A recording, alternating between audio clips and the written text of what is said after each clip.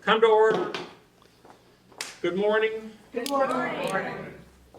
Okay, and let me just get my little Good morning, Bill. proviso. Just everybody know, meeting is being recorded. So watch your P's and Q's. So I'll just click here and say, got it.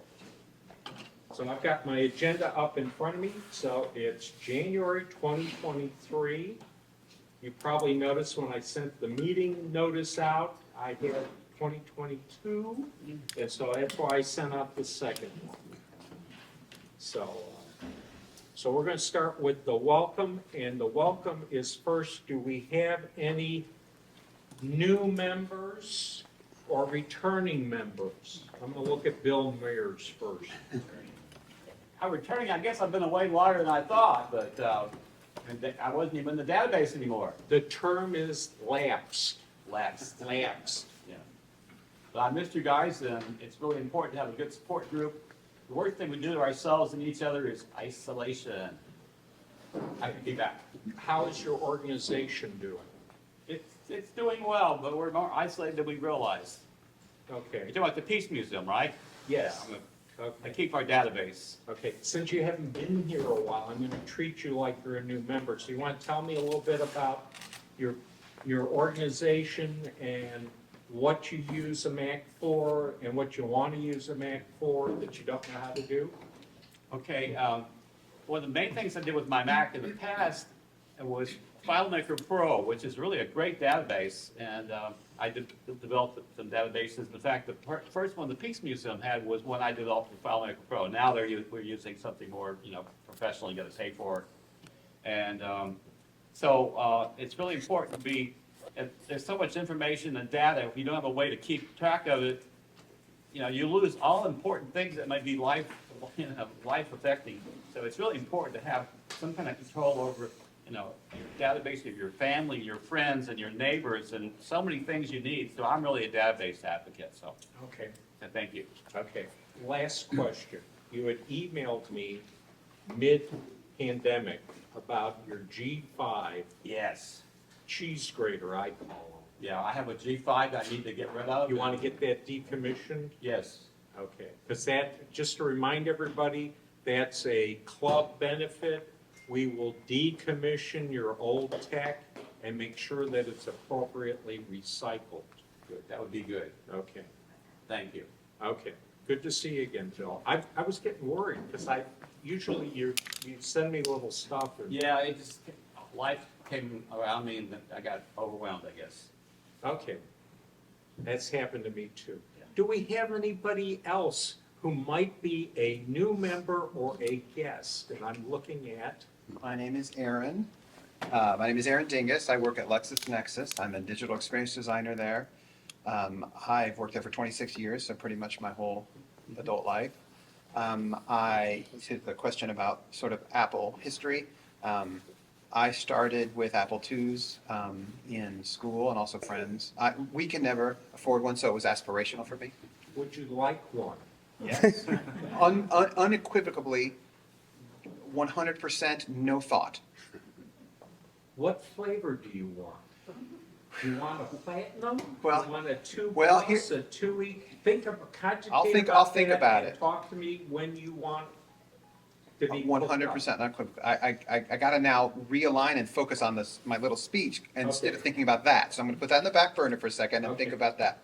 So yeah, starting on Apple IIs in school when it was the rage to fill the little lab and you go down to the little lab and you learn your little logo. I just loaded logo in an Apple II JavaScript emulator last night. I did a little logo turtle around. So I've had several Macs throughout the years on and off. I'm also have built PCs too, and I go kind of both ways there.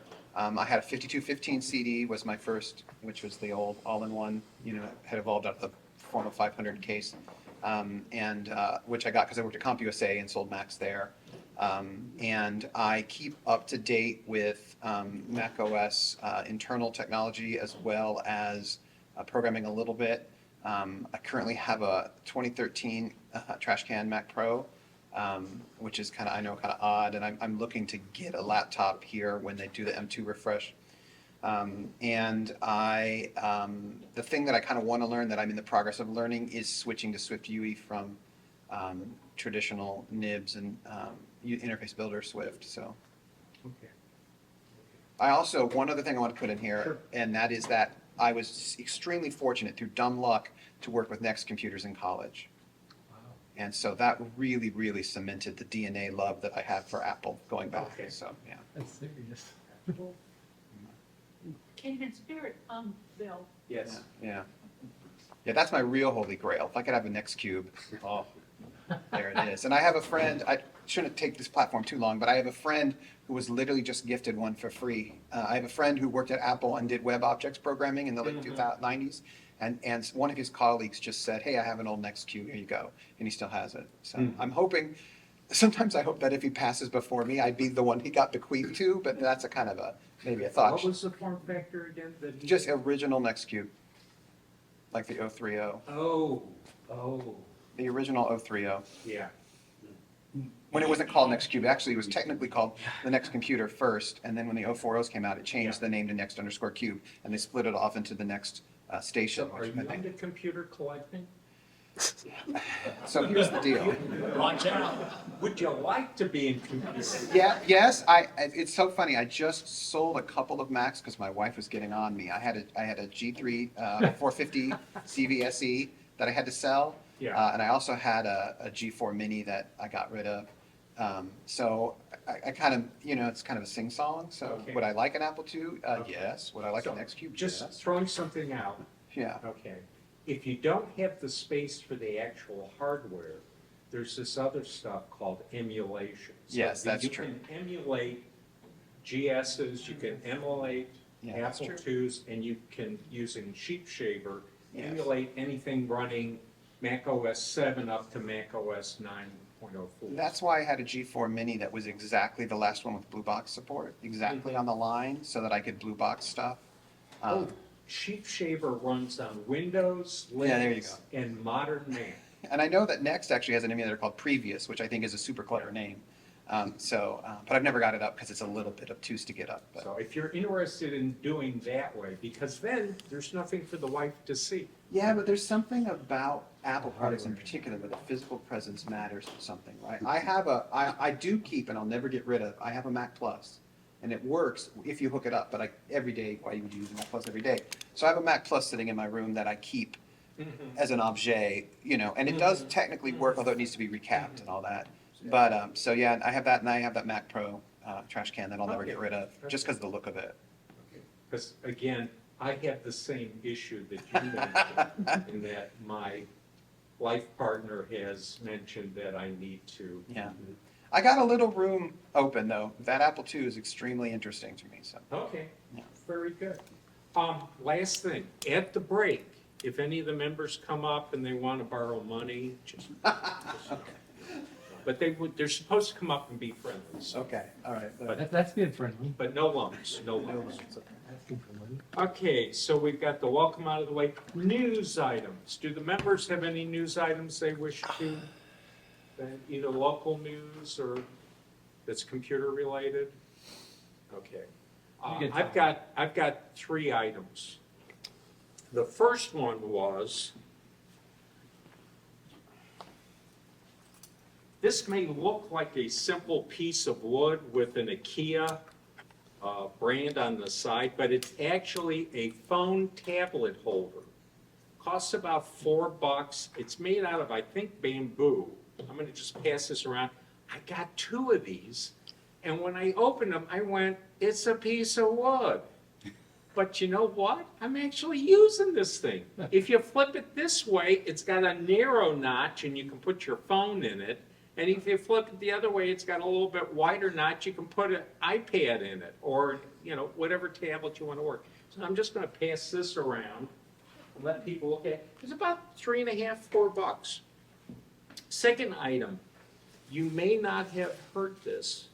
It was on all of the major news sites, and it was on the Drudge Report. The President Chief Executive Officer of Apple, Tim Cook, had his salary slashed by 50% by their compensation committee. All right, so that's the, tabloid version.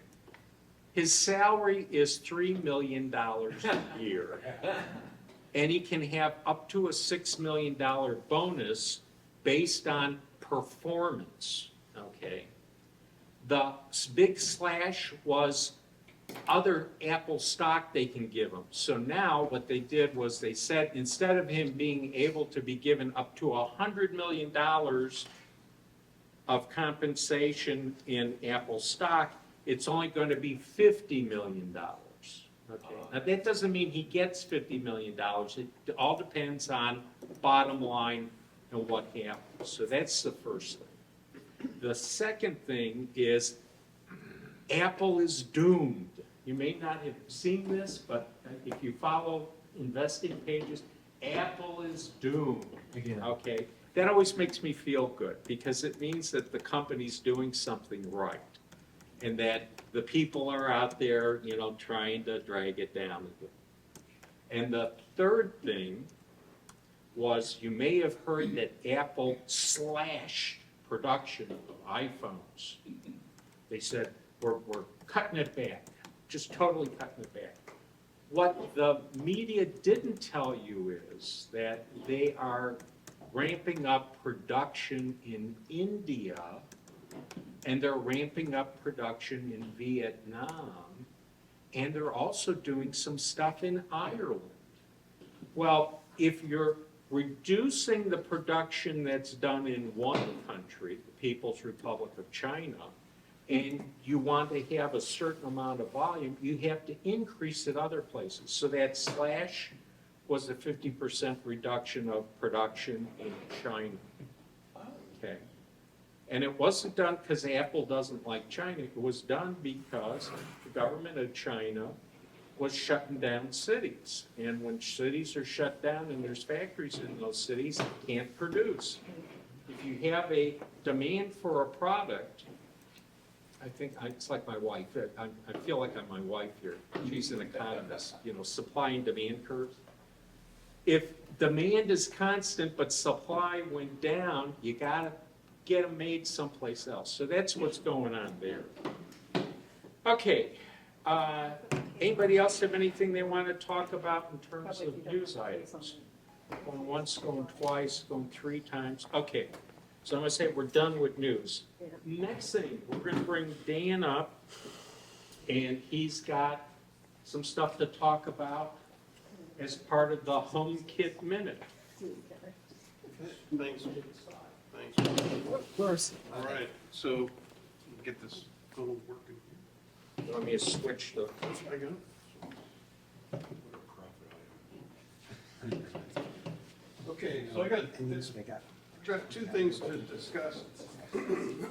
First thing is if you have updated your iOS device. Dan, just come this way about a foot. Okay.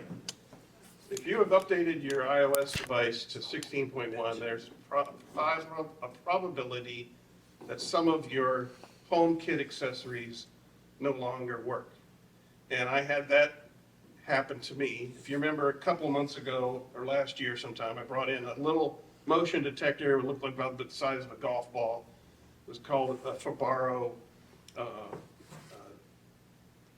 It was a motion sensor, light sensor, heat sensor. So that stopped working altogether after the update. So I contacted iOS or Fabar support, and the company's out of Poland. So I'm sure they're in a little bit of a problem there in the eastern part of Europe. But they basically said that they have no plans to update the firmware on it, and I should retrograde my iOS device. I said, the likelihood of that, just for one part of my HomeKit accessories, is probably small. So it's basically just now a decorative device that's sitting on the wall.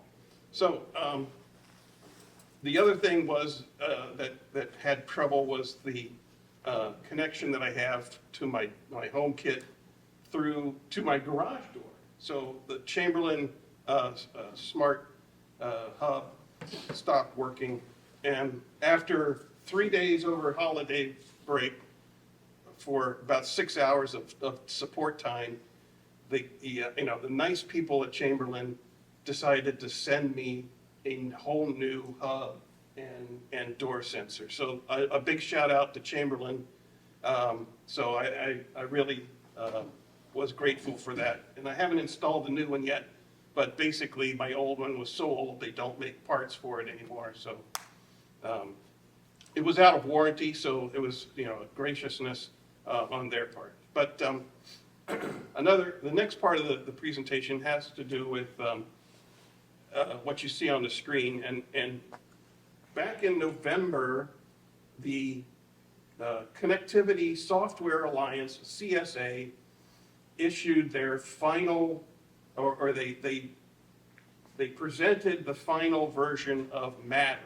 And you see the symbol there at the top. Now, you might be saying, oh, another protocol. What's that going to do to me? Well, Matter, in this case, really matters in the fact that the consortium made up of all of these people, Apple, Google, Amazon, and 300 different companies that make smart devices and Internet of Things devices, finally got together and said, we're fighting each other with all these different proprietary protocols.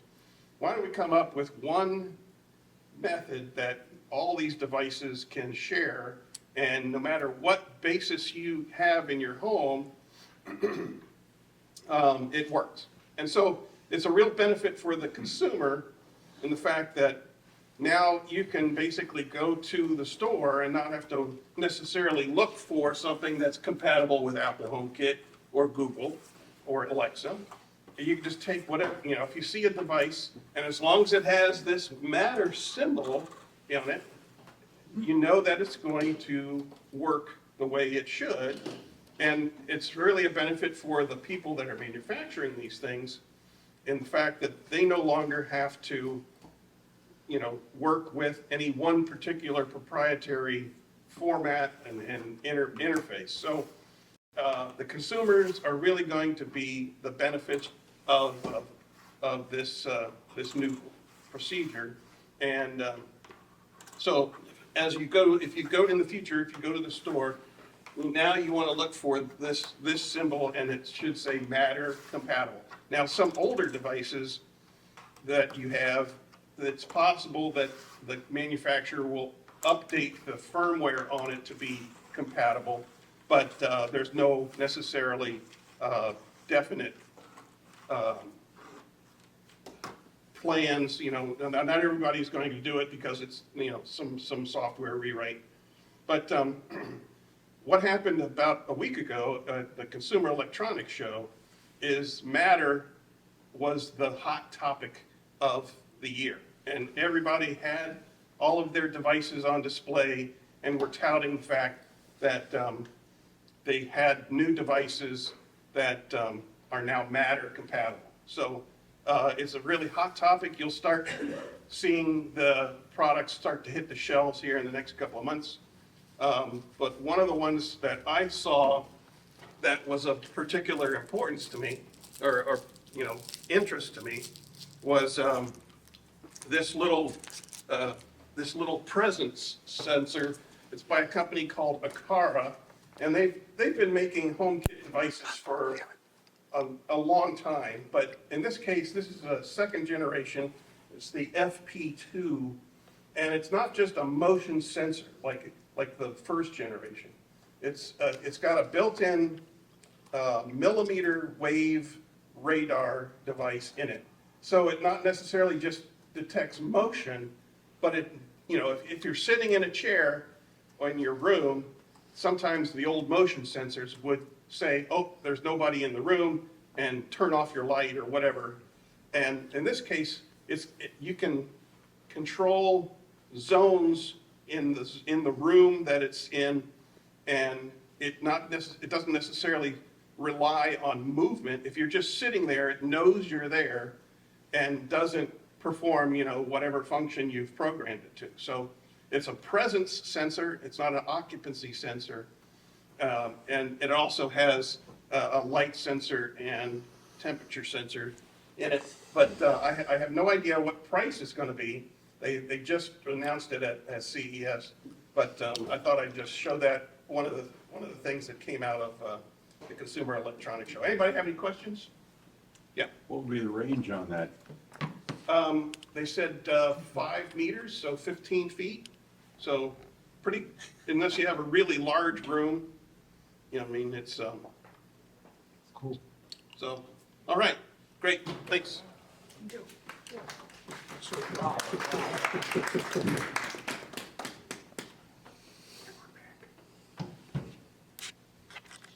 Perfect. You're gonna give me your phone? No, I'll get it. No? Cool. Got another phone. Great. Okay, next one, freebies and wanted for sale. So, did anybody have any freebies they brought in other than Bill Leal? Bill brought in a big box of stuff. You cleaned out a closet, right? Yeah, you cleaned out a closet. I want to go through it first to see what works, what doesn't work, and I'll bring it all back, the stuff that works next month, and give you a list of what's there. For sale. Yeah, right. I've got a 2011 Mac Mini, 4i7, 2.7 gigahertz, got 4 gigabytes of RAM, 500 gigabyte hard drive, $75. Okay. What sort of storage in it? 500 gig. 500. And that's rotational hard drive. Yeah. What else do you have? That's it. That's it? And move the piece of wood further along. Oh, Okay, so the piece of wood, for those who came in late, it's just a piece of wood from IKEA, nice little thing to play with. Okay, nothing else for you. Anybody else have anything they're looking for? Going once, going twice? Okay, we're moving right along this month. Okay, now we're gonna go to the part that I always love, help desk. Help desk. Anybody have any problems this month?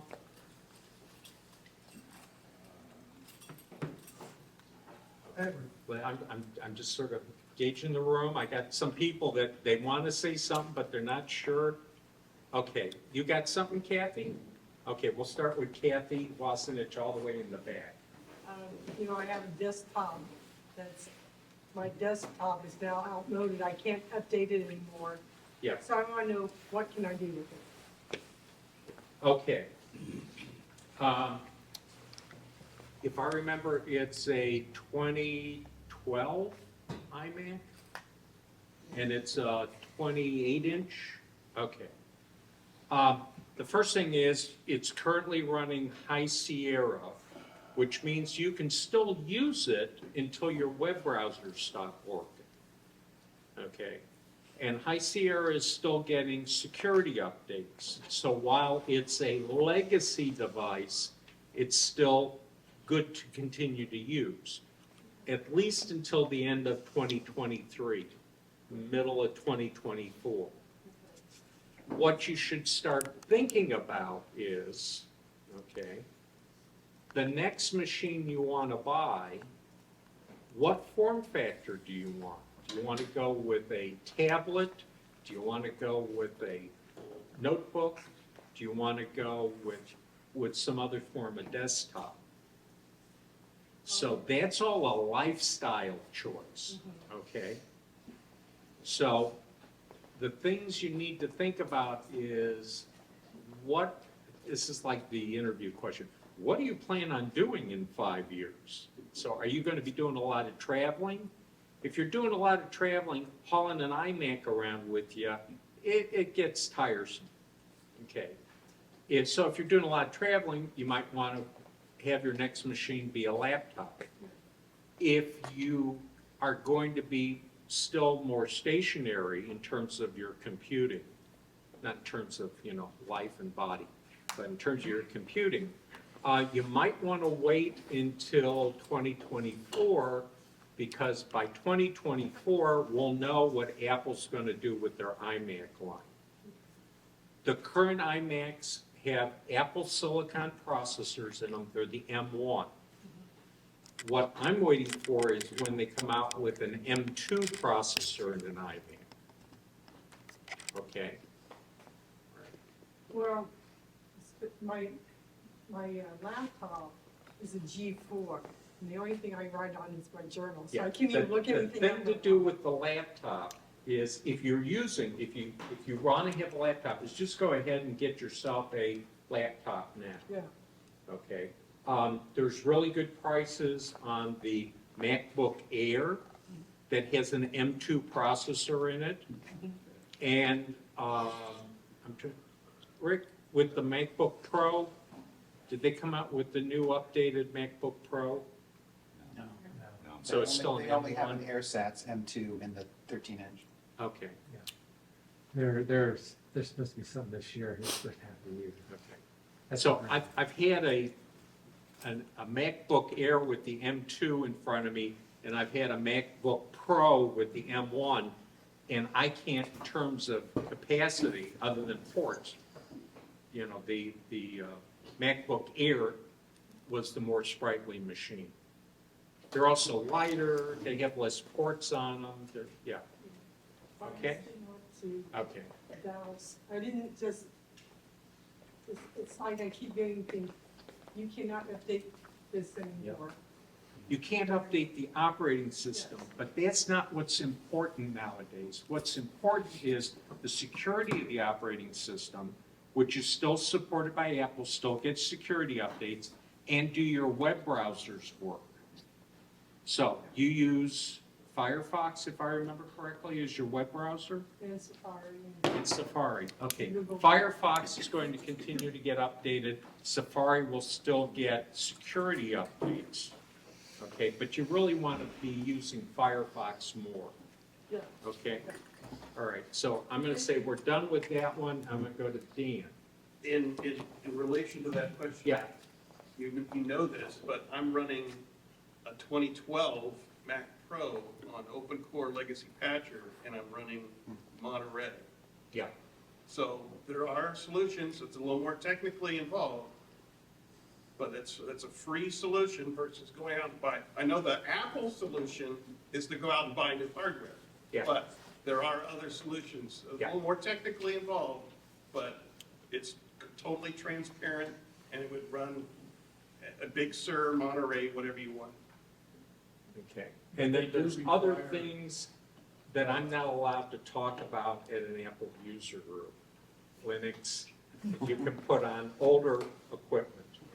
So I've got like 2003, 2004 iMacs running Linux that able to do all the stuff I want to do on it. Okay, but it's not, you know, it's got normal people and then you got the geeky people, okay? So if you're more towards the geeky side, Are you calling me a geek?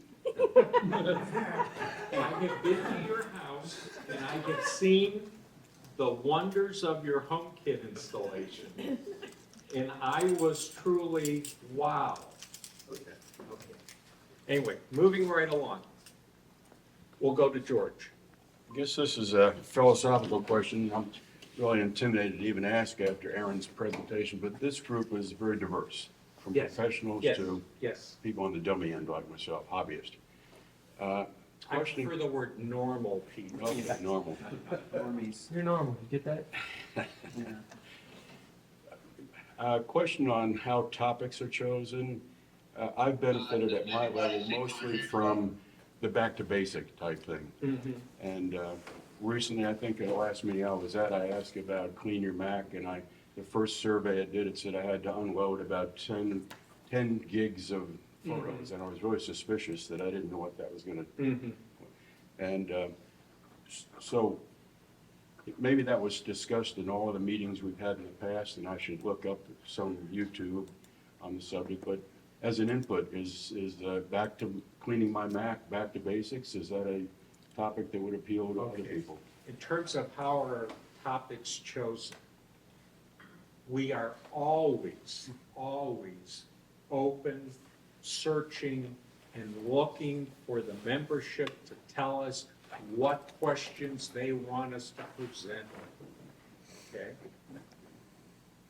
With that kept in mind, the other thing that I like to do, I'm really an educator at heart, a teacher, okay? So I like to stretch people a little bit. So every so often, we'll do something that's going to stretch you. You're going to at least hear the words of a particular thing like emulation or, other operating systems or security stuff, just so you know what the words mean.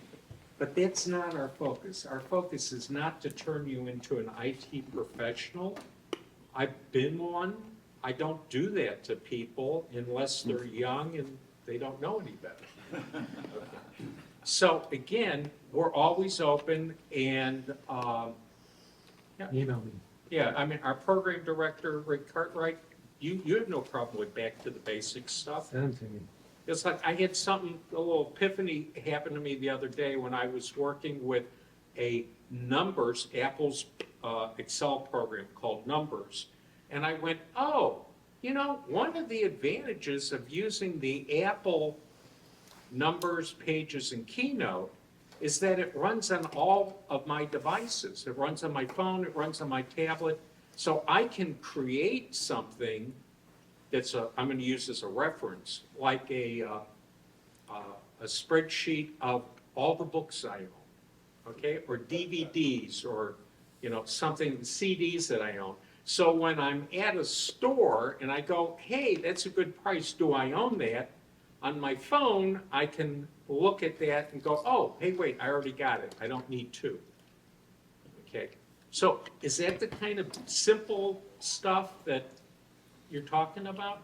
Right, and just as a little segue, when I got my laptop, it was legacy, probably late 2014, 2013. Apple used to have the one-to-one at the Apple Store, and I made Yeah. extensive use of that. I'd go in with a double-sided, single-space sheet with all sorts of questions every week, as often as I could get in. Extremely helpful in understanding how to use Okay. my device. Okay, I'm going to spitball something here. Yeah. Who do we have? David Jones. Okay, just keep going? Okay. Okay, I have Apple XR phone. And it also has a greeting portion on it when the phone rings. It would ring one time, have the greeting, and open up. I would not open up the phone, it would open up, okay? So where I bought the phone, I told them the problem, they said, well, reset. So I reset and it got rid of some stuff that I like to have had. But when I reset my Apple Mail and my Gmail were not open. However, on my iMac, I have Apple Mail that works. How can I get the Apple Mail and Gmail back on my phone working? Okay, when you reset, you wiped out all of the passwords and I call them Mother May I's, the permissions that you had already set up for Apple Mail in that. The easiest way to do it is from your settings. I got to think about this. Hey, Bill, Apple phone, I want to delete a current email account and recreate it fresh. I go from settings, is that correct? Yes. Yes. Or do I do it It's in from settings. internet Bill. accounts? Bill, Yeah. it's in settings. But he should be able just to go in and re-put the password in. I mean, he should go to each account, one account at a time, and look at the thing. It should still have his user ID or his email address. Yeah. He should just be able to add every single password one at a time. But And wouldn't, that'll work. yeah, but wouldn't that be from your internet accounts and settings? It depends on what version of the OS he's using. Okay. It's in the password settings, and the password settings has moved over the years. So Okay. it depends on which one he's got, but it's where he wants to do it, isn't that? Okay, so I'm going to answer it this way, David. Okay?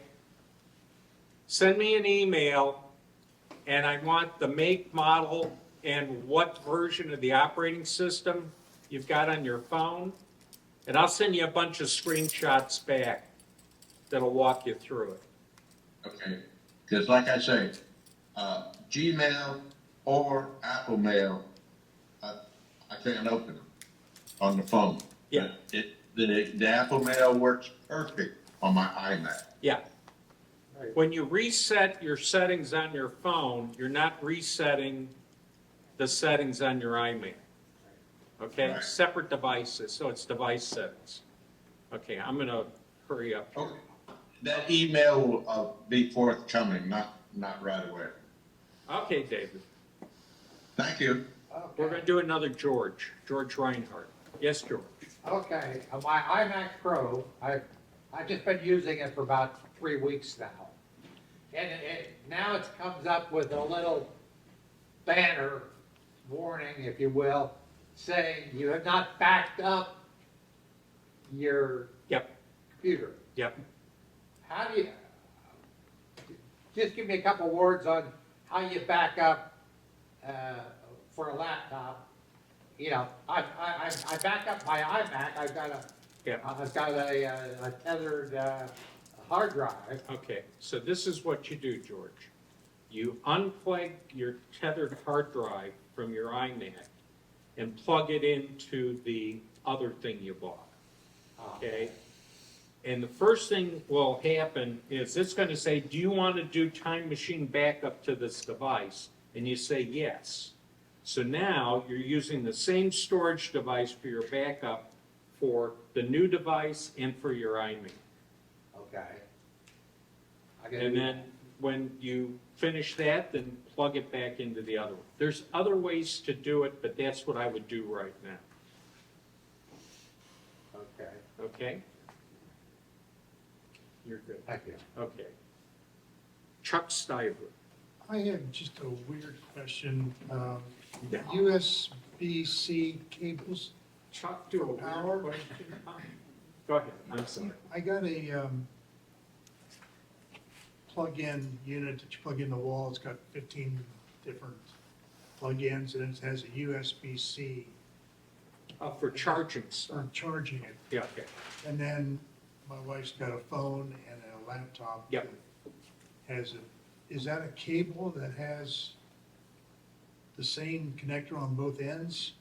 Plugs into the charging unit and the device? Okay, what I usually do is, see, I'm one of these people, I'll buy what's called a Hydra cable.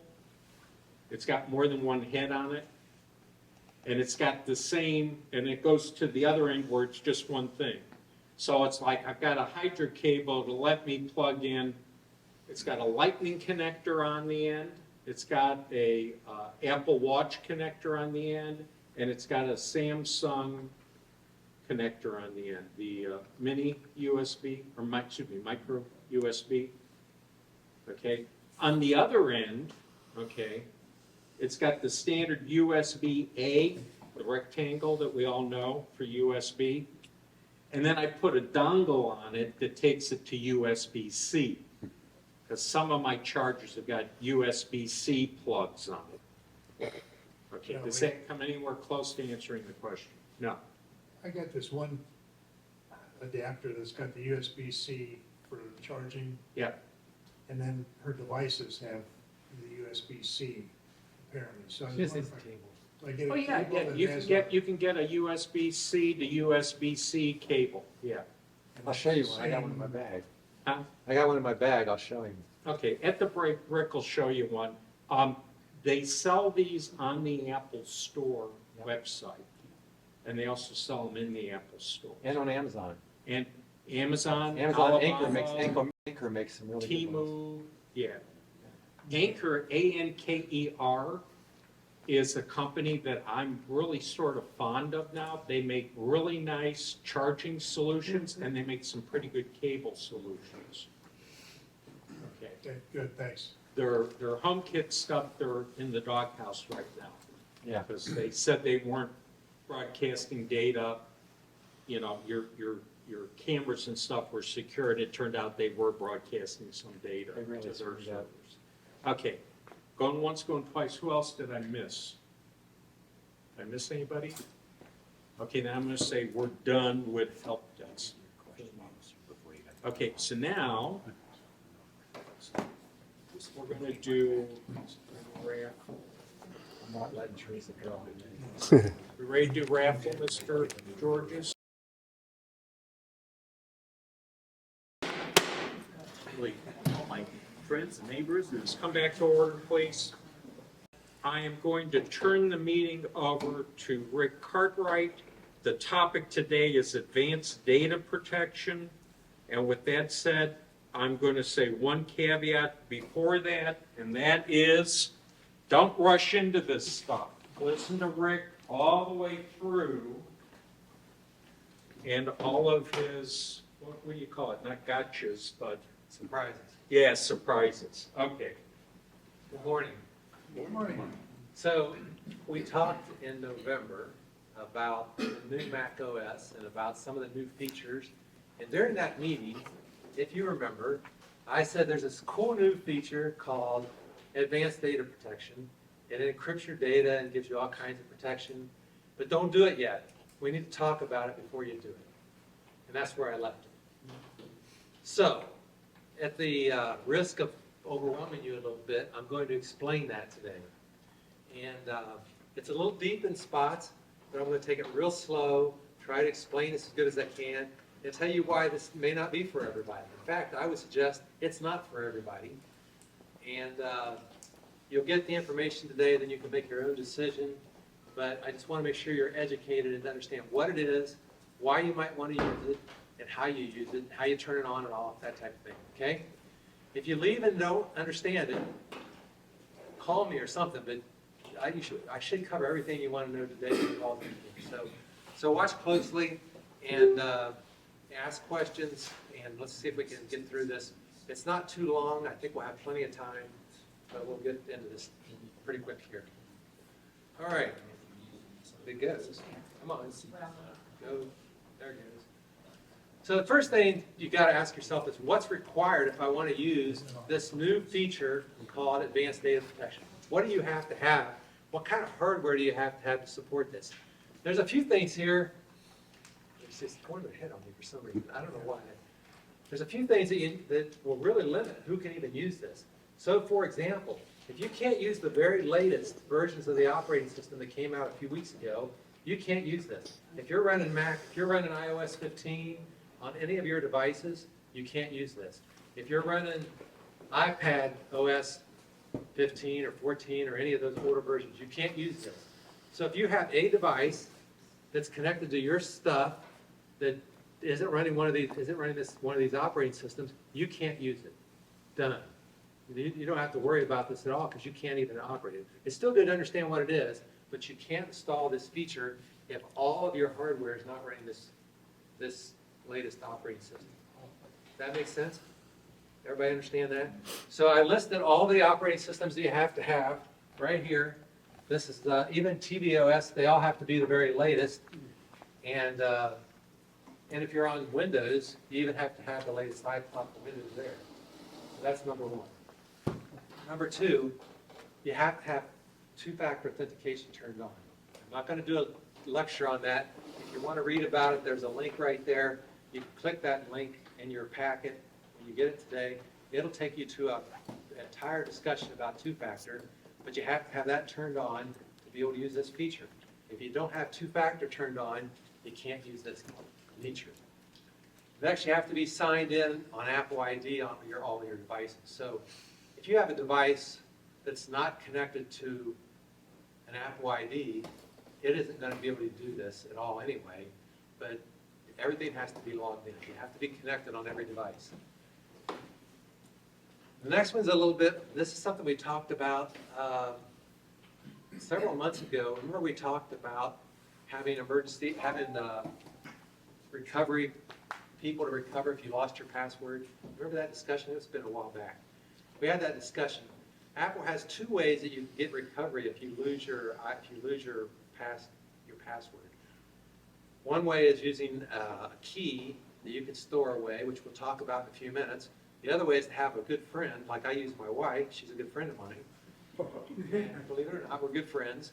And if I get locked out, she can help me get back in and get my access back. You have to have one of those two things enabled in order to be able to use this feature. Now, the key thing to remember is if you lose, once you turn this feature on, if for some reason you lose your password, you forget your password for your Apple ID, you are locked out, and Apple can't get you back. Today, in today's current, right now's configuration, if you get logged out of your Apple account and you don't remember your password, you can call up Apple, and Apple can help you get back in. But once you turn this feature on, Apple no longer has the ability to connect you again. You are done. So that's why they have this thing, you gotta have this backup, so you have either a person or a key, so you can get back in if you get locked out. That all makes sense? Okay, so what is advanced data protection? Apple for a long time has been really focused on security, about protecting your data, particularly the data you put in the cloud. Now, I know a lot of you don't use the cloud, so this won't matter to you if you don't use the cloud. But if you're using iCloud, this becomes particularly important because for a long time, there's certain things like your health data, stuff like that, that has been encrypted up and down all over the place. It has been very protected. But other services like iMessage, if I was sending you an iMessage, while it was in transit going back and forth between me and you, the message was encrypted. But if I had it stored in the cloud, which I do, and Uncle Sam came to Apple and said, I need to see all Rick Cartwright's messages, they could pull it down and look at it. When this feature gets turned on, that stuff all is locked down. So this is the big thing that happens with this thing. It protects a lot more data. Now, it doesn't protect your calendar data. It doesn't protect your email.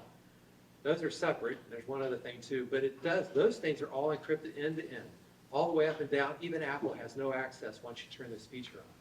So that's why it's important to some people. Now, you may say, well, I really don't care if Apple has access to my messages, or I don't care if Apple has access to my health data or whatever. That's a personal decision. But if you do care about who has access to your data, this can be really important. And there are a lot of people that really care about that, and that's when this feature becomes more important. So that's a very personal decision, something you have to think about when you're deciding whether you want to use this or not. If you do turn this feature on, there's like 28, I think it's 28, 29 new pieces of data that's protected with end-to-end encryption. That includes photos, all your backup data, which includes backing up your messages. It includes everything that's backed up into iCloud. And again, if you're not using iCloud, it won't matter to you. Rick? Yes? The one line says the majority of your iCloud data, including love. That's because the What's ones that left? are calendar, email, and there was one other one. There's three that it doesn't protect the data. Because of the way they have to interoperate. You can't, in today's protocols for email, if you do end-to-end encryption, unless you go to one of the encrypted forms of email, it wouldn't work. It would break the system. So they didn't do it there. There's standards for IDEV for calendar items. That doesn't include encryption methods either, so they haven't encrypted those. Okay. But all the other stuff, which is the majority, is protected. That's why that line's like that. All right. Here's some of the data that is protected once you, this is stuff that was previously, before today, before now, they already protected your health data. So if you stored a lot of health data, which I've always stored a ton of health data, that stuff's all been encrypted end to end. It's protected, nobody has access. Apple doesn't have access. Your iCloud keychain, so if you're storing passwords in iCloud keychain, those have been protected end to end. Your Wi-Fi and cellular credentials. Home data, this is to protect your data for your automated home. Payment information, your credit cards, stuff like that, that's end-to-end protected. Siri information, that's some very specific data that I can't tell you what's all in there. And messages and FaceTime contents is in there. Those were protected while they're in motion. In other words, while they're transmitting between devices. But when they're stored in iCloud, they were not all protected. And that's what this feature tries to add. All right. This is the new stuff, some of the new stuff that's added to the list when you turn automatic data protection on. Your full backup is encrypted end to end. So you know when you turn your iPhone on, it does a backup, you got your capability to back up to cloud your entire iPhone. Not everybody does that, but if you back up your device to iCloud, before, like I mentioned, Apple had access to those backups. They were encrypted end to end while it was transferring the data over the network, but once it was stored in the cloud, Apple had access. Now that they're in and encrypted, those backups are completely protected. The backup of your messages is completely protected. So let's suppose I'm sending covert messages to George. George and I send covert messages back and forth all the time. So if I wanted to protect those so that Uncle Sam couldn't get access and find out about this covert stuff that George and I are working on, this would protect us from being exposed because they're encrypted end to end and in their stored state. Notes, all your notes files are encrypted now, your photos, your reminders, your Safari bookmarks, voice memos, wallet passes, everything. And it protects all that stuff except the things I mentioned earlier. Calendars, contacts, and iCloud Mail. That's the three things that are not protected because their prior protocols don't allow for encryption. All right. Now, let's suppose after you listen to this whole thing today, you say, I like this encryption stuff. I want to turn this on. How do you do it? Well, I'm going to show you how to do this. Now, when you decide to do this, I want you to think really long and hard about it. Listen to the rest of the presentation before you do it, because I don't think very many people really need to do this. But if you decide to do it, I want you to know exactly how you do it, what the key important things are to do. If you turn it on, can you turn it off later? Yes, you can. You can turn it on, turn it off later. I haven't turned it off yet, but I know that it can be done. And there's at least one article that I linked to in here that talks about cases where you may want to turn it off and why. And I'll talk to that in a few minutes. All right. I'm using my wife's iPhone. You'll see why when I show you this through this process. This is going to be step by step. You're going to get this in your deck today, so you'll know exactly how to do this. So you go into your settings app, you click on your name, then you click on iCloud right here. Can you see the red dot? Yeah. Good. And then you click on advanced data protection. You just got to scroll down a little ways to get to it. And right now, this is her current state. It's off right now. So that's where you're at. You just go in. That's where the setting is to turn it on and off. And if you decide you want to turn it off later, go to the same place to turn it off. Once you click turn it on, you're going to get this screen. Now, Apple realizes this is serious, and so they give you a little extra to make sure you understand how serious this is. If you read this paragraph, you may get spooked and say, oh my God, I am not going to do that. Well, they're saying here's exactly what I said. Apple won't have the keys to have access. If you lose your password, you're screwed. That's basically what they're saying. Now, they're going to tell you how to protect yourself, but they want you to know if you don't take these steps, you're creating some new risk. There's a thing here, turn on advanced protection. And now down at the bottom, there's a separate thing, account recovery. And they tell you here that you need to turn on some account recovery, or they're not going to let you do this. They will not even let you turn on advanced data protection if you do not turn on your account recovery. So you have to go through the steps of protecting yourself before this can happen. Does that make sense? They're saying, this is serious. We're going to let you turn this on, but before you do it, we're going to help you set up some protection so that you don't get in trouble. You can still get in trouble. But this is what you need to know. So the next thing we're going to do is we're going to select account recovery. We're going to set up account recovery. Now there's two different types of account recovery that you can set up. I set them both up, and I think you should always set both of them up. One of them is a recovery key. This is a really long set of numbers that you don't want to ever lose. You want to protect like it's your bank account.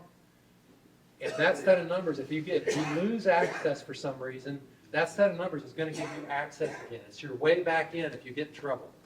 So you want to store that in a safety deposit box, print it out, put it somewhere, whatever. I've stored it multiple places so that I can't lose that number. At least I hope I never lose that number. Then there's the add a recovery contact. This is that trusted person that you want to be your trusted contact.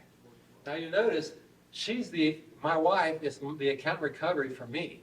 This is one of my email addresses. It's the one I use for my email for iCloud. She is my account recovery. Gotta go back a minute. So that's what that is right there. I'm gonna go through the process of setting up a recovery key. You can also do the add a recovery contact just by clicking the plus mark here. And it'll tell you, give you the ability to select somebody. You can pick a person, then it'll send them a text message that says, hey, Rick wants you to be his account recovery person.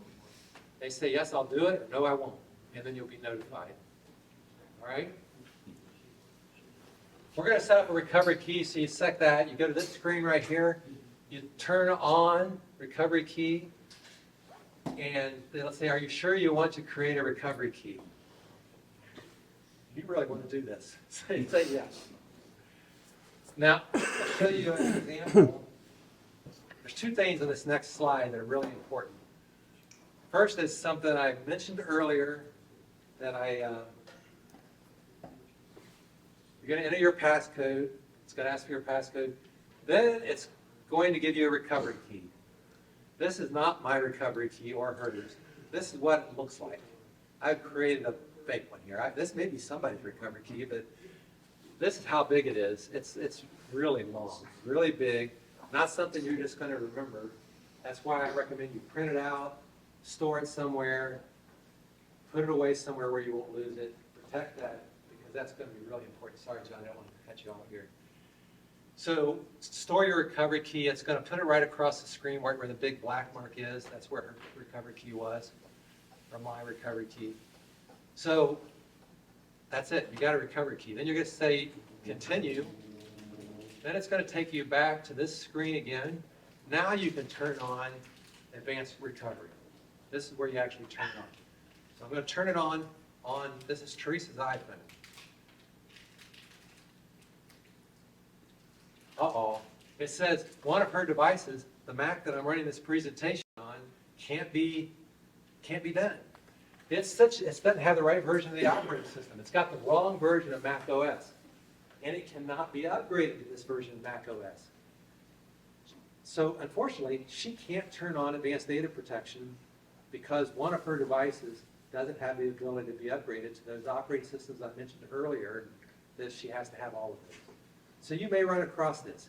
The first time I tried to turn on my phone, it said, your watch has the wrong version of the operating system. Well, I hadn't updated my watch yet. So you may run into that the first time you try to do this. If you get that message that one of your devices isn't updated, you have two choices. You can either go update the device and try again, or you can remove the device from your account. Now that means that that device can't share data, a variety of things like that, but that's one of your options. If you don't want to upgrade that device, and we haven't decided what we're going to do in Teresa's case yet, but we can update her, and I'll tell you why that's important in a little bit, but we can't update her to the latest security. Does that all make sense so far? Yes, Kathy? I have a question.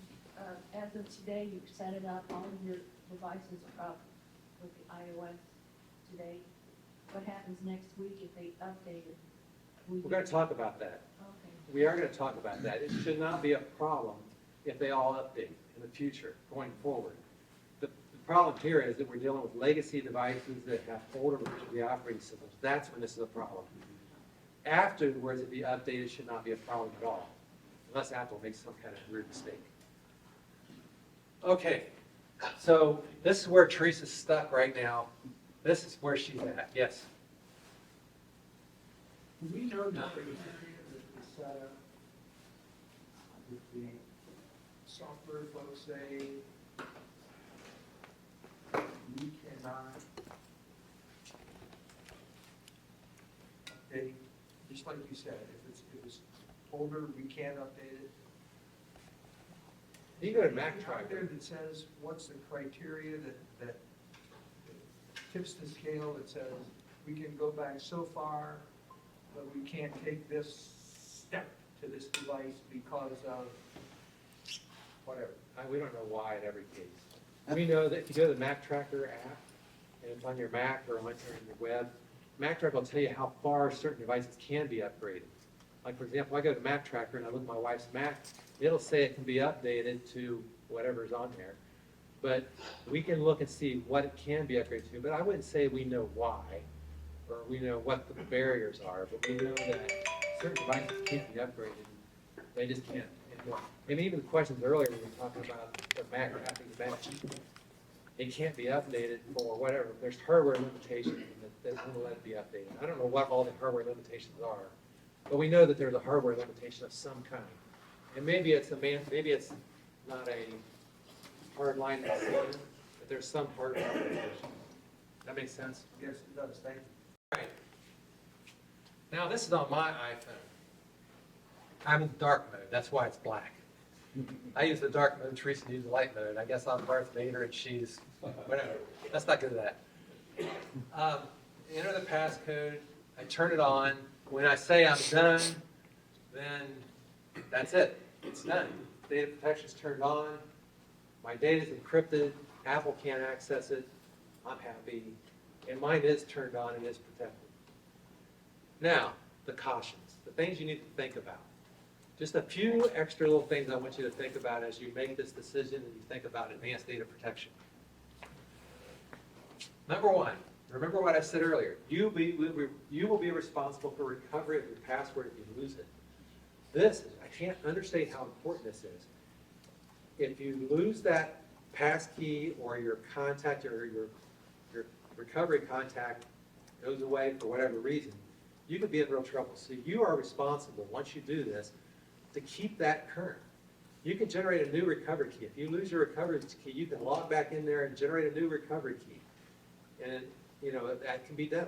I've generated my recovery key 3 times, just because I wanted to see how it was done. So you can generate a new recovery key. You can add another contact, emergency recovery contact. I could add my son's as recovery contact. You can have more than one. But you are responsible for your data. And that line is much clearer than it used to be. Used to, Apple could help you. After this, they can't. They can't help you. If you cut yourself off, you're cut off. So just keep that in mind. You call up Apple and say, I can't get into my photos because I lost my password. They're going to look to see this, and they're going to say, we can't help you. It's just that simple. All right? So if you are a person that struggles with losing passwords, you may not want to do this. That's that simple. Okay? I'm not going to point punches on that. I just think that's serious. This is Apple's explanation. They talk about this. They talk about what happens when you, I'm not going to go through this and read it here, but it talks about what happens, the old method versus the new method. And at the end here, they say Apple can no longer access your iCloud data and that are protected by encryption. So they don't have any ability to access it once you turn this on. So this is a good quote to have, to remember this, keep this in mind. I'm not going to walk through this.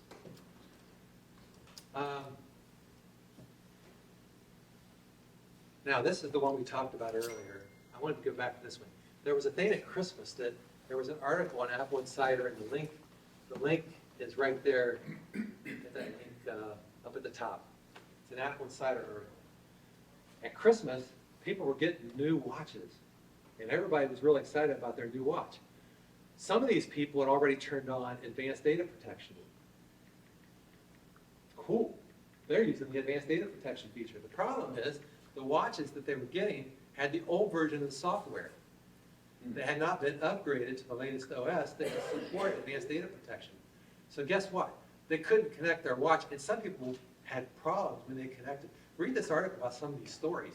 I mean, people had created a real nightmare for some people. I mean, some people had problems with their account and messed up their data. There was a lot of problems with this. Apple had not, this was not well planned. So in the future, you know, it won't be a problem because all the versions of software that will be on devices will be newer, to Kathy's question. But when they were older devices, that if you went out and bought a device that's older, you got advanced data protection turned on, but you go buy a device and try to add it to your network, but that device is from a previous version of the OS, that could cause a problem. You can't do that right now. Apple has not solved this problem. In the article, they talk about how you get around that. One of the ways they have you do that is you turn off advanced data protection, go in and add the device, upgrade it, and then turn advanced data protection back on. That's a lot of work to do this. But that's Apple's, one of the suggestions that they've made is to do this. Another way to do it is to log the device on some other account that's not using advanced data protection, upgrade it, then then log it back off, then connect it to your account, and then it's just a lot of extra steps. So what I'm telling you here is if you're gonna add new hardware, until we get all devices that are on the right OS or newer, you gotta be careful. Read the article. If it spooks you a little bit, that's fine. It can be fixed. It's not an unsolvable problem. But you don't want to go in not thinking about how you're getting new devices that have older versions of the operating system before this last update. Does that make some sense? Yes. If you turn off advanced data protection and then turn it on again, does that mean you get a new key, for Yes. example? You will get it. So You may not have to get a new key. You wouldn't have to get a new key because you would have to create, that process is kind of, it's buried inside there, but that's kind of separate. You could use the same key because that's just a key for your recovery. That has nothing to do with advanced data protection itself, other than Do you have a choice, or is it all, It's it's a all choice. dictated to you by Apple? No, it's a choice. There's a separate connection. If you've already got an advanced, I'll go back to that in a minute. If you already have You a have key, the key is the same unless you ask for a new key. Okay. But you don't have to ask for a new So key. turning it off and turning it back on, you still have the same key? Yes, or the same recovery contact. Right. That didn't change. You're right, all right? So this is only a big deal if you're adding older devices with older versions of the operating systems onto accounts that already have advanced data protection turned on. That's when this becomes a problem. If you get in that situation, read the article, call me, something before you get in trouble, all right? Now, here's another interesting, this is my wife and I. We were much younger. Better shape. So I want to talk about something interesting that's a little funny thing about this advanced data protection that I find really hilarious. It's not, it's just strange. So let's suppose today she's not using advanced data protection, I am. I'm really excited because when I send messages, like I told you, they're being end-to-end encrypted. Uncle Sam, whoever, China, I don't care, nobody can get access to it because they're encrypted. They have no access to that data. There's a little loophole in that. And that's when I send messages to somebody that's not protected. So you have to both be protected to really be protecting your messages, as an example, or your notes, or whatever else you're sharing. If you're sharing data, there's a whole Apple note on this problem. But let's say I sent her messages. The messages are stored in my cloud. They're encrypted. They're protected. She receives those messages. She stores them in her cloud. Her iCloud's not protected. So if somebody wanted to come and see my messages, they can't see them on my devices. But if they went to her, and Apple could pull them up and they could actually see them. So we don't send messages that are top secret or anything, but it's just as a loophole. My stuff's not really protected because most of the people I send stuff to and share stuff with.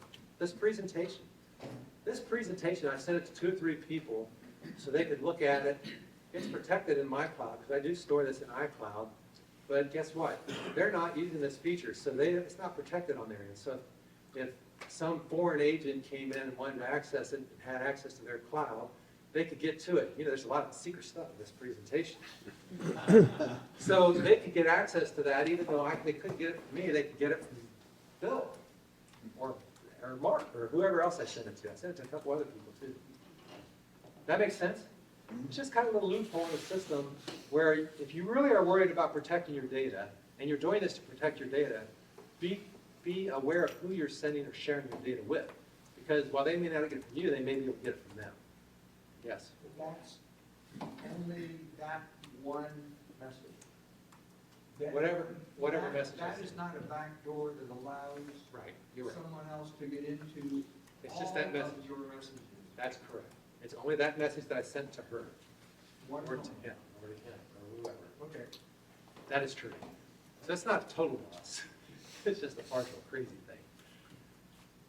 And this is Apple's write-up about that. I took this right out of this advanced data protection for iCloud thing. You can click the link, read the whole thing. You can read it here. They talk about that and about collaborating with people and so forth. I found it interesting. You may not find it as interesting read as I found it, but I found it to be an interesting read. Okay.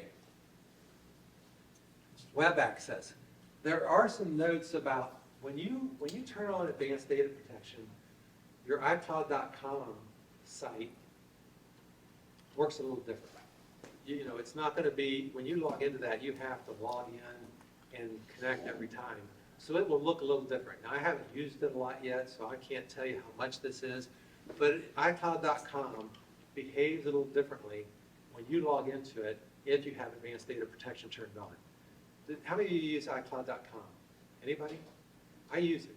And I log in sometimes on there to look at my data to see what's really in the cloud, to see if it's what it's supposed to be there, just because I'm curious sometimes. If you use iCloud.com and you have advanced data protection turned on, there is some differences. They're outlined here. And I would just, if you're a person that uses iCloud and you turn on, understand that you can still access your data. It's just you have to take an extra step when you're logging in. So what should you do? What would I recommend to you? What should you do with this feature? Should you turn this feature on? Should you get scared and run? You know, what should you do? And I just listed some questions that I think you have to think about when you're making this decision. First of all, does your hardware support this? Can you upgrade to the latest operating system? Like my wife, her Mac, the one I'm presenting on, I love this Mac. We've used it for years. It's come to the end of its life from that perspective. Now, I can still use it. As you can see, it still has life left. But if I'm worried about this feature, it's reached the end of the road. So you have to think about your hardware. Next thing you have to do is think about your data. What's your need for this level of protection? Do you need this level of encryption? If your answer to that is no, my risk is really low, then your risk-reward trade-off might be such that you just don't want to mess with it. And there's nothing wrong with that. There's absolutely nothing wrong with saying, I don't need this feature. Maybe down the road there'll be a reason why you want to use it, but right now it just doesn't add value to your life. I'm going to use it. That's a question you have to ask yourself. And I would encourage you to think that through real hard. If you want to talk to somebody, there's other people in the club you could talk to. Any of us would be glad to try to help you figure that out. But you got to think about your risk-reward profile for this kind of feature, and it doesn't matter. For me, the geek that I am, I wanted to try it. It was worth every moment of it. It hasn't caused me any problems yet, but that doesn't mean it's right for you. And you have to decide if your data is of the value that you need this level of protection. Do you even use iCloud? There's a lot of people in this club that don't even use iCloud. They never log into iCloud. They could care less about iCloud. If you don't have any data stored in iCloud, you're not storing your messages in the cloud, you're not storing notes in the cloud, you're storing nothing in the cloud, then this feature probably isn't much value for you. You could turn it on, but it's not going to have much to protect because you don't have anything there. You can still turn it on just to say you did it. It's kind of cool, I guess. This recovery key. I, again, just want to emphasize, set up a recovery key and set up a recovery contact. Do both. Regardless of whether you use this advanced data protection or not, I would still go in and turn those two things on. Just to have that backup, my information of recovery. I can't tell you how many times I've had people outside of the club contact me because they've lost their password and couldn't get in their device anymore. This was important. So set them up, set up your recovery key, trust the recovery contact, have those, use them, and think it through really hard. You know, if you think you want to try it, it works. I mean, I've done it. I know it works. It's not going to blow up, but there are risks involved, and you need to think about your risk. All right. I think we are at the end. Oh, I added this slide. This is a whole bunch of resources. I took all the resources I've mentioned in various places throughout here, put them on one place. There's some notes from, tech notes from Apple here. You can click to any of it's got the little Apple right here. Those are your Apple support notes. You can read those. Those get a little deeper. These other ones are articles that I found to have some really good information, good resource to get some how-tos. They walk through and talk about some of the extra things that I may not have mentioned here today. Read those if you have questions.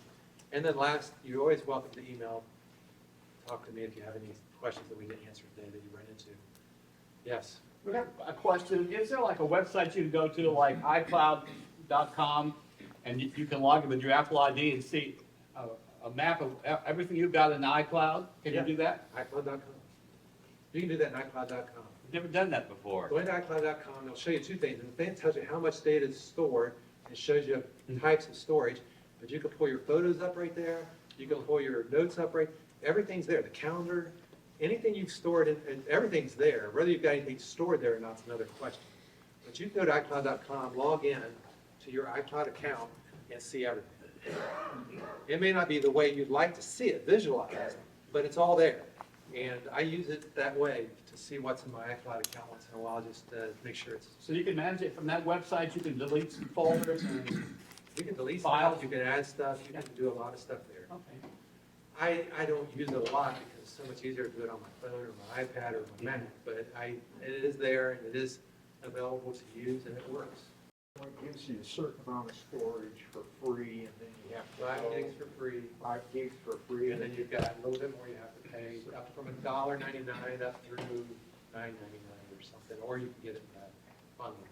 okay. I mean, for anybody who would do this, would you recommend you have to upgrade to 10 gigs or 100 gigs or whatever? Here's my, I don't know exactly how to answer that question, so let me try to answer that question. 5 gigs probably will not work for anybody. You can barely back up your devices for that free account. That free account is it's one of the craziest things Apple does. I mean, they only give you 5 gigs. If they're only giving you 5 gigs, they might as well give you 0 almost. I mean, I can't tell you how many times I get people kind of say, hey, I'm getting this message that says I can't back up because I'm out of space. Well, it's because 5 gigs isn't enough to back up their iPhone. They got so much stuff on their iPhone, they're trying to back up their iPhone and their iPad, and they run out of space. So if you use iCloud, and if you find it useful, which not everybody does, and I don't judge you if you don't or you do, but you do, you're probably going to have to pay the 99 cents a month or whatever it is to get the cheapest plan, to get a little bit more storage, because it just, if you're really using it. So you have to decide if that has value to you or not. If that has enough value to be worth 99 cents or $1.99, I don't remember what it is, then good. But if not, then don't use it. You know, but you're going to have to probably, in order to have any data in there that's meaningful, you're probably going to have to buy some space. You can plug your phone or iPad into your Mac and back it up to the Mac instead of iPad. Yeah, you can do that. But it'll back up all your applications and everything, as opposed to just files on the iCloud. And you don't have to worry about encryption. It's just not one hour in the file. Because you're a big photo guy. I have all my, That's big files. it's a A lot lot of of terabytes. data. Yeah, it's big. So, Well, it's 1 gigabyte of photos. I have 1 gigabyte of photos in the cloud. Yeah, a little crazy. George? When you query what's on iCloud, is it device unique? In other words, I don't use iCloud for photos from my laptop, but I do have it just for my 2 iPhones. So does it depend on which device you're on when you're asking what's in iCloud, or does it discriminate? I don't know if I understand what you. iCloud, most people, you can't go to iCloud on a web browser from a phone or a You tablet. can. You can do that. I do it all the time. On my phone, I can log into iCloud.com and look at it. And you're using what web browser? It's your account. It's account-wide. Log so in, you log in. It's gonna cover all your devices. Yeah. So here's the thing. You've got an iPhone here. It's connected to iCloud, you said, right? Right. Got another iPhone or Right. iPad or whatever, it's connected to iCloud. Right. And if you put a picture in one, it shows up in the Right. other, and vice versa. So they're using iCloud to store pictures. But I don't have those pictures going. You only have only devices that are connected to iCloud is going to see those pictures. Damn. See, Only the devices that are connected to iCloud will see those pictures, if they're being shared. I mean, if you put them on it through some other means, connected it to your Mac or whatever, you can put the pictures on there, but I'm talking about sharing it to the cloud. It only happens to devices that are connected to the cloud. Okay, if I go to iCloud from my laptop, which does not share pictures, iCloud.com, yes, iCloud does. you can see them there. But wouldn't be the pictures that are on my laptop, because I don't No, feel. it's gonna do the pictures that are in the cloud. Now, when you log into iCloud.com, you are looking at what's in the cloud versus what's on your device. Regardless of which device they're on. Right. You're looking at what's actually in iCloud.com. I guess I'm a little bit confused. If I would go to iCloud.com, Yep. I could delete a file that's in, right? Yep. Is that file anyplace else? In other words, if I delete something on iCloud.com, is it gone forever? I mean, or is it on my iMac or? It depends. If you have, this is a little, George, here's what happens. If you walk up to your Mac and you download that file to your Mac, and it is downloaded to your Mac, for some period of time, it's gonna stay on your Mac. And it'll be there for a while. And if you log into iCloud.com and you delete something, it'll eventually disappear on everything. It'll eventually be gone. It won't happen instantaneously, but it'll happen over time, depending on when it was last downloaded. So like on my iPhone, I can see thumbnails of near 100,000 pictures that I've taken. They're all stored in iCloud. So here's all these thumbnails on my phone, on my iPad, I can see them. If I log into iCloud.com, I go into a photo and I delete that photo, it will eventually disappear as a thumbnail. It may not happen instantaneously, but it will happen if I don't do something to get it before it disappears.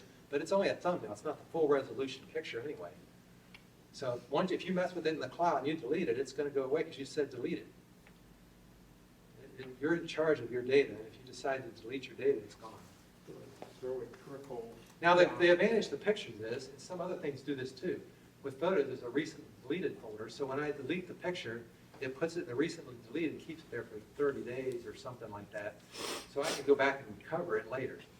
But, and the same with documents, depending on what app you're using. Some tools will store backup copies for a while, some don't. It depends on what tool you're using. Most photos is the one that definitely stays a backup for 30 days.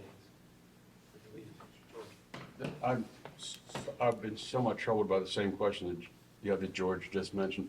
I back up my photos in a separate drive. Does that delete command carry over to the backup drive? No. Okay. You're backing them up manually. I do the same thing. I've got a backup of all my 100,000 pictures on a separate drive that I store separately. It happens automatically. If I delete an iCloud, it's not going to go away there the way I've got the backup.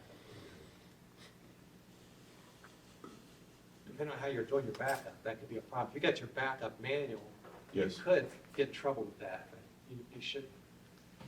Anything else? Yes. What did you, yeah, you have just, I have photos on my, regular big Mac. What if I don't care that, I can access it through the iPhone? Should I just stop the guys by? It depends on what your value proposition is. I mean, for me, the value is that I can access it everywhere. But if you only want to access it on your one device, then I don't know why you would just turn it off anywhere else, because you only need to see them on one device. It's just a personal preference and what you value, how much you value that access. I value being able to access them everywhere, which is the only reason I use iCloud, because I can see them everywhere. That's the main reason. It's not the only reason. It's the main reason. So if you don't want them everywhere, what do you do? Turn off iCloud for photos. For photos. You can turn it off separate. You can decide what you want to turn it off for. You can turn it off for everything if you want, or you can just turn it off for individual things like notes, messages. You can turn it off for individual things. Or you can turn it off by device too. Yeah, by the way, in the same way. And that's the reason why I only go between the two iPhones. I just want to have current pictures I can share, but I don't want to have to scroll through thousands of pictures on my iPhone when I want to find a particular picture. So you just, That makes sense? Yeah.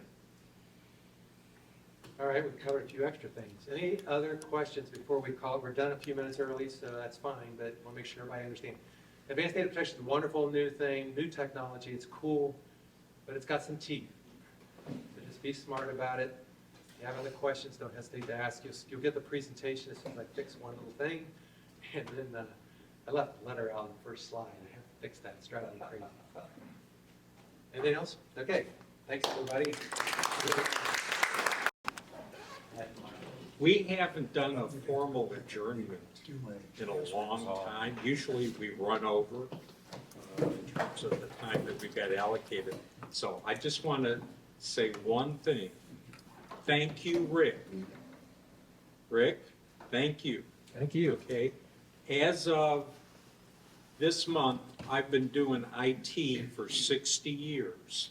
And one thing that I have learned, it isn't what I don't know that bites me most often. It's what I do know that doesn't apply anymore. And that one little thing that I can get to iCloud using a web browser from my tablet or my phone, wow. You just made some support stuff I do so much easier. It's great. It looks really nice. Okay.